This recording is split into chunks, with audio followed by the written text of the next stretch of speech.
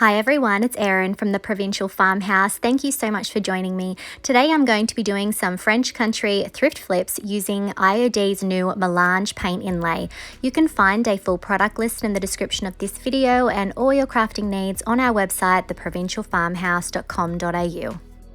I found this wooden tray at the thrift store for $5 and thought it would be perfect for a paint inlay project. But first, I needed to clean it well with Dixie Belle's White Lightning. It's a deglosser and a degreaser. I'm going to then rinse off my cleaner and then we're ready to begin. I started to paint this tray with Dixie Belle's Buttercream Chalk Mineral Paint, but as I was going along, I noticed that I had some bleed through. So I decided that I had to switch colors. However, I'm going for a French country look here, so I wanted to stick pretty close to this color, and Dixie Belle's Endless Shore Silk Mineral Paint is pretty close to Buttercream. So I finished off this first coat so that I would have an even base layer, and then I grabbed my Dixie Belle Silk Mineral Paint. It has a built-in sealer and a built-in stain blocker, so it's going to make sure that those tannins do not come through. I ended up doing 3 coats of this because it was a very dark tray. Now, if you come across bleed through, you've already started and you don't want to change paints, you could go over the top of it with Dixie Belle's Clear Boss. That is also a stain blocker and it also comes in white and grey. Now, I'm also adding several coats of Endless Shore to the bottom of the tray as well. For today's projects, we're going to be using IOD's new paint inlay, Melange. Now, this is 8 pages of beautiful French style designs. There is lots of little projects as well. This is perfect if you've never tried paint inlays because there are a lot of designs that you can play with. Remember, you get 2 to 3 uses out of each of these. I've already done a few projects using these, so make sure you check out my other videos. For the tray, I selected this larger design, but before I get started, I'm going to trim around the outside closer to the design to make this a bit easier to work with. Next, I'm going to apply an even coat of Dixie Belle's Silk Mineral Paint to the entire surface of the tray. I need it to be thick enough so that the paint inlay has something to actually transfer into and so that the paint doesn't dry too quick. You must apply a paint inlay to wet product. So I'm working pretty quickly here. I need to make sure this doesn't dry too quick, but I also need it to be even. Now that I'm ready, I'm going to carefully press the paint inlay design side down into my wet paint. You should see the grid facing up at you. And I'm going to very gently start pressing the inlay into my wet paint. So you don't want to press so hard that you start moving the paint underneath, but you do need good contact. So I'm using a combination of my fingers and a brayer to do this. Now, this tray has little gaps in between the bits of wood, so I am going to very gently press the inlay into those so that there's not such a big gap between. I'm then going to use my water mister to wet the surface well, and then I'm going to come in with a damp cloth to also apply a little bit more pressure. Once I'm finished doing this, I'm going to set this off to dry for about half an hour. It is a hot day, so I shouldn't have to wait too long. When your paint inlay is ready, it will be dry to the touch and it will look faded again. So now I'm coming in with my mister and I am thoroughly wetting it again. I'll then come in with a damp cloth to sponge off the excess, and I give it about 60 seconds before I start pulling. Then I carefully grab a corner and I'm going to slowly start to pull the inlay away. I'm paying attention to make sure that I'm not going to accidentally rip this as I'm pulling it off, because I will get another use, maybe 2 out of this, and I want to make sure it comes off intact. As I'm pulling this away, I am just blown away by the beautiful details in this design. I think this is just stunning. I'm going to put this off somewhere flat to dry. Once this was dry, I came in with Rust-Oleum's Clear Matte Spray Sealer, and then I was able to come in with my Gloss Clear Coat once that was dry, and I was able to seal the design without it smearing. I'm also sealing the rest of the tray too. Once my sealer was dry, I came in with some medium grit sandpaper and did some distressing around the edges. I decided I wanted to give this a bit more of a vintage feel, so I'm coming in with Dixie Belle's Grunge Glaze and I'm applying it to the entire tray. However, I am wiping off a little bit more around the center so that the lettering is a bit more obvious, giving it a bit of a halo effect, and then I am applying the glaze to the rest of the tray as well. If this look isn't for you, remember you could just leave this step out. And here's our finished tray. I'm really happy with how this tray turned out. I think that inlay design is just stunning and I love that I will be able to use that again. Let me know what you think of this in the comments.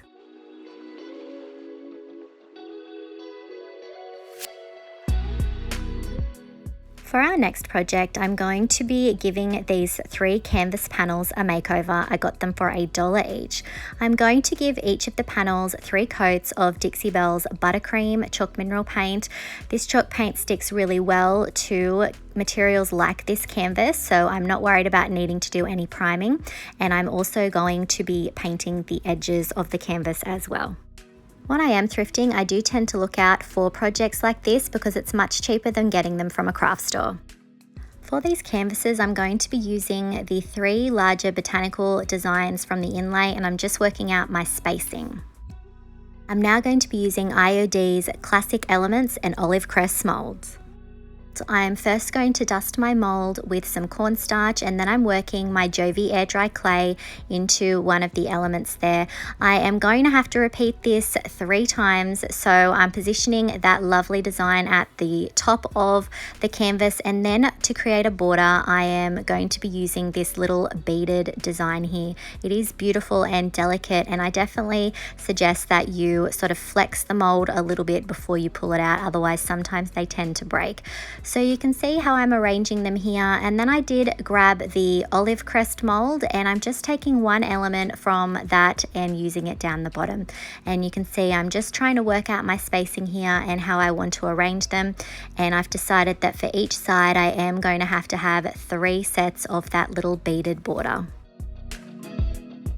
These molds are so gorgeous and very easy to use. They're perfect for making a plain canvas into something beautiful, or even to add some interest to a plain frame. Now that I have my molds where I want them, I'm using a strong wood glue to attach them to my canvas, and I'm just carefully positioning them wherever they need to be and making sure that I have good contact.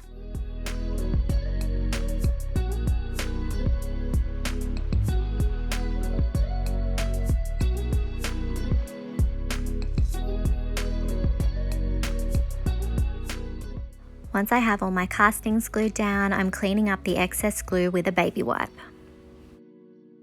I let these sit for several hours and then came in and gave each of these canvases and the castings a coat of Dixie Belle's Buttercream.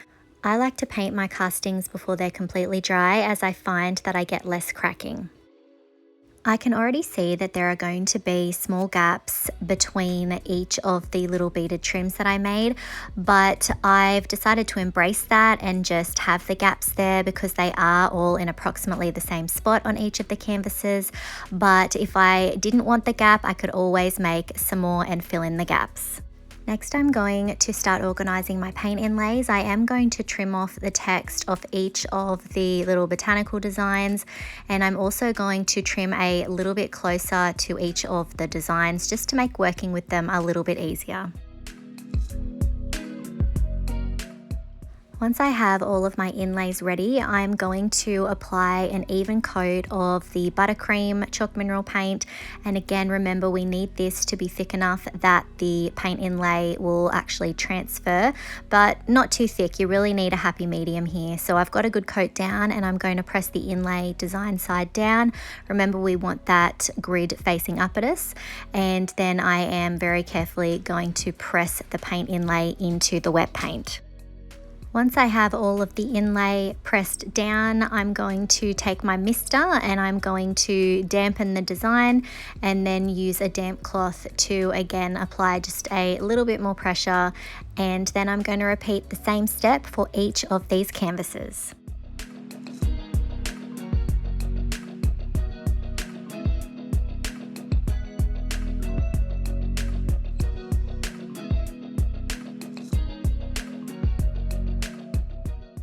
If you decide that you want to use your paint inlay over something like stained wood, for example, you can also use the inlay with some sort of a clear coat. I've definitely had success doing that, but you just want to keep an eye on it and you don't want to let your inlay sit for too long. You only want to give it just enough time to dry, and then you need to come in and dampen it and go through the same steps that I'm doing here with the chalk paint. I've also had success using mineral paints that have built-in sealers, but the same rules apply. You definitely don't want to let it sit in the product for too long, just long enough to dry, and then you want to remove it as soon as possible. Otherwise, sometimes your paint inlay can get a little bit stuck. So something to keep in mind if you're going to try the inlays with those sorts of products.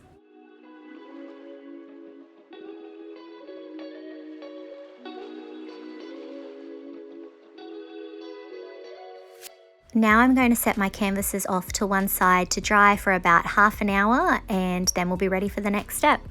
Now that my inlays are completely dry, I'm going to mist each of them well and then take a damp cloth just to sponge off a lot of the excess. And then after about 60 seconds, I am going to very carefully start peeling each of the designs away. If I feel any resistance, I'll come in with some more water and mist it again lightly, and this will help the paint inlay to release. So remember, you want to be very gentle with this step, and you want to be very careful with your paint inlays because you will get another few uses out of these. And I just tend to lay mine off on a flat surface until it's completely dry, and then I put it back in my inlay pack and store it safely for the next use. So you will probably have noticed that on the inlays themselves, there are remnants of the buttercream paint that I've used. So when you go to use your inlays again, you definitely want to keep this in mind when you're choosing your paint color. It's a good idea to use the same color or a similar color so that the leftover paint isn't too obvious. Or you can use a contrasting color and it will be an effect, and it will give you more of a layered vintage paint finish that looks like it's had lots of paint jobs over the years. So again, it just depends on what look you're going for. Once I've removed all of my paint inlays, I'm going to allow these to dry for about an hour, and then I'm going to use a spray sealer by Rust-Oleum. It really doesn't matter if you use flat or gloss. We just want to seal this without actually having to run a brush over it because that can cause smearing.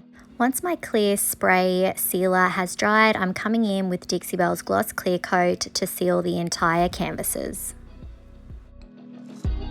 Next, I'm going to be layering some of Dixie Belle's Voodoo Gel Stains. I'm starting off with the Au Naturel Voodoo Gel Stain. This is a water-based product, so I like to use it like a glaze.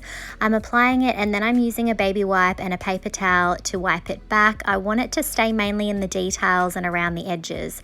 Then I'm coming in with Tobacco Road Voodoo Gel Stain, and again, I'm following the same sort of pattern. I'm going around the outside a bit heavier and then doing some light brush strokes through the center and using a baby wipe to wipe back a lot of the excess. I really want this to have an aged and weathered look, so we are letting it pull in certain areas and wiping it back in others. Next, I'm coming in with Bayou Moss and I am applying that as well. This is a lovely green tone, and again, these are botanicals, so I want a little bit of a natural feel as well here. You can see I'm also adding the same stains to the sides as well to tie it all together. While my stains are still wet, I'm coming in with Dixie Belle's Charcoal Dixie Dirt. This is a powdered form product and it's just like it sounds. It's meant to give something a sort of dirty, weathered look. So you can see that I'm focusing in on a lot of the details of the castings there, and I'm adding it, but I'm also going to be coming in with a clean brush shortly to wipe off a lot of the excess. This is a product that you can add and then take away and really get it to the look that you're after. And I felt like this product really went with the look that I was trying to achieve here. It also comes in an earth tone, which is a bit more brown, and it also comes in an ash color, which is a bit more gray. So it just depends what look you're going for as to which one you are going to use. Keep in mind that this product has to be added to something like a wax, or like I'm using today, a damp glaze or a damp stain. It needs to have something to stick to, otherwise it will just come off. This is also one of the last steps that you'll do on your projects if you're thinking of adding Dixie dirt.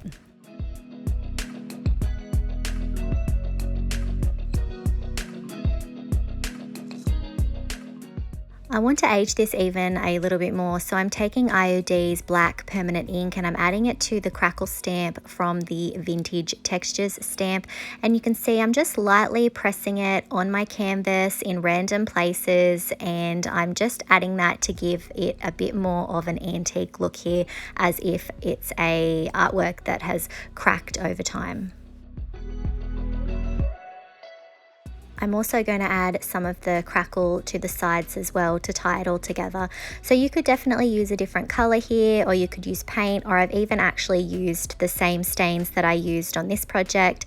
It really just depends what look you're going for. I liked the contrast on this of the black ink. Finally, I'm going to come in with some of Dixie Belle's gold gilding wax, and I'm adding it to the casting details. I'm not being too heavy. I want it to look like the gold has worn off over time. I'll then seal each canvas with easy peasy spray wax. And here are our finished artworks.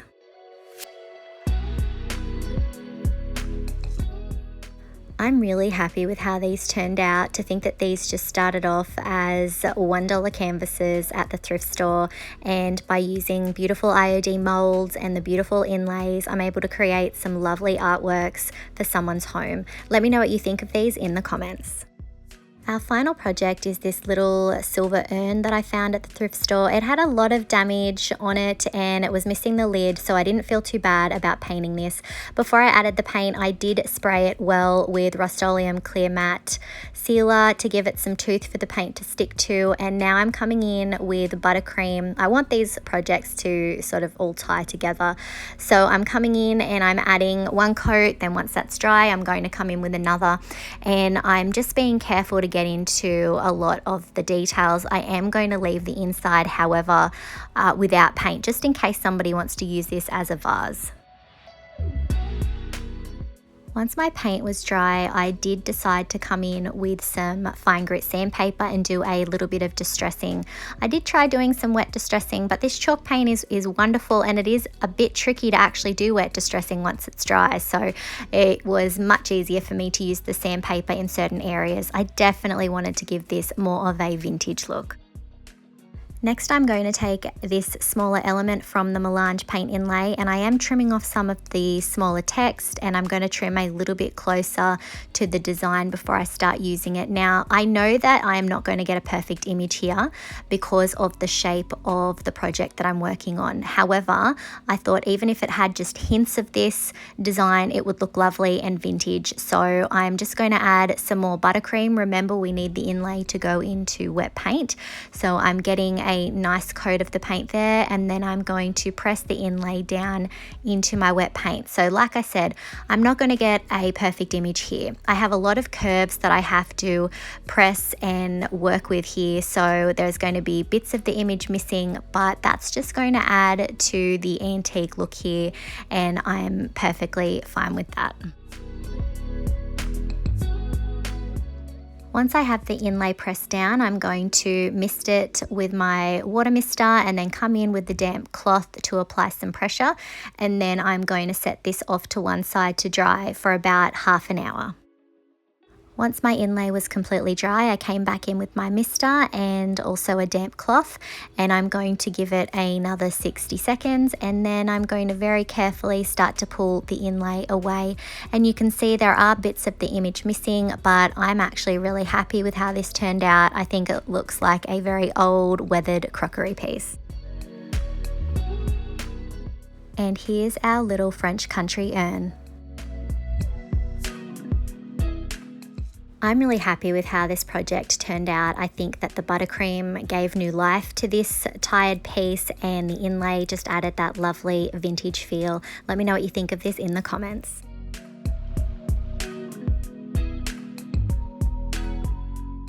I really hope that you enjoyed today's video and that it's inspired you to give paint inlays a try. I know a lot of people are a little bit intimidated by them, but honestly, once you get started, they are really addictive and it is amazing what you can create. There are lots of little images in the melange inlay, so it is the perfect one to get started with. Let me know what you think of all of these projects in the comments. Do you have a favorite from today's video?